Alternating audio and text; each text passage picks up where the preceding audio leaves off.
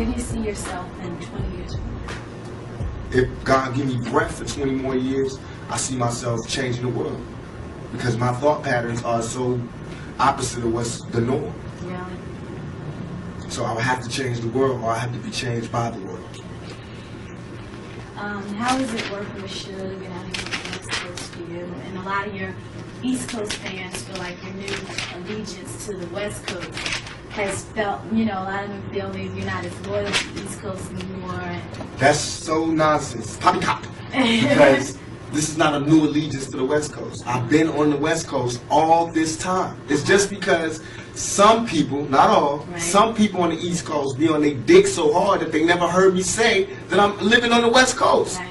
It's just that by me keeping it real, I always said where I came from. I always gave New York their props. On Me Against the World, I took a whole song to give it up. So now on the next album, when I want to give it up from my home, where I'm at, everybody got a problem? Why they don't have no problem with Biggie saying Brooklyn in the house every fucking show he do?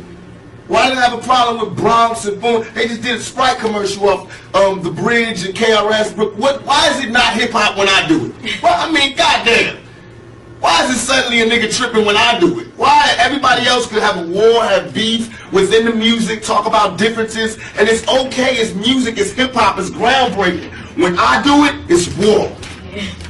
And that's all I'm doing. All I'm doing is saying I'm tired of you talking about where you from. And if that's what we're going to do now, because we was doing it like hip-hop was one nation. And I have proof to say what I was doing. I did more for the East Coast than the East Coast did.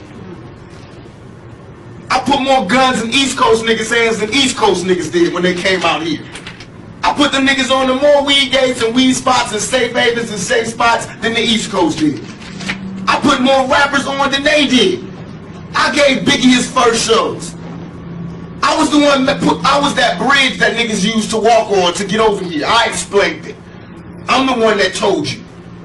I'm why all these niggas run around with a gangbanger on their payroll now. Is there still a beef going on with you and me? It was never a beef. It's only a difference in opinion. Right. To me, if I like my homeboy Suge gave me the best advice I could ever give from anybody. He said, when people ask him if he's beefing with Bad Boy, with Puffy, he says like me going to a playground and picking on a little kid. Right. That's like me being mad at my little brother because he getting cash now. I'm not mad at that. I'm just mad at my little brother when he don't respect me. Yeah. Now when you don't respect me, I'm gonna spank your ass. I don't give a fuck how rich you got on the block. I'm your big brother. I will break your big ass down. And that's my only point. And I feel as though you wronged me. You got out of hand and you wronged me. You got seduced by the power, not because he's an evil person, yeah, but because money is evil if it's not handled right. If you lose your composure, you can do anything. And fear got stronger than love, and niggas did things that they know they weren't supposed to do. They know in their heart. That's why they in hell now. Right. They can't sleep. That's why they telling all the reporters and all the people, why they doing this? They fucking up hip-hop, because they in hell. They can't make money, they can't go anywhere, they can't look at themselves, because they know the prodigal son has returned. I'm alive. The ghost is walking around. You know what I mean? And I'm alive talking. In jail, I didn't talk. I made peace.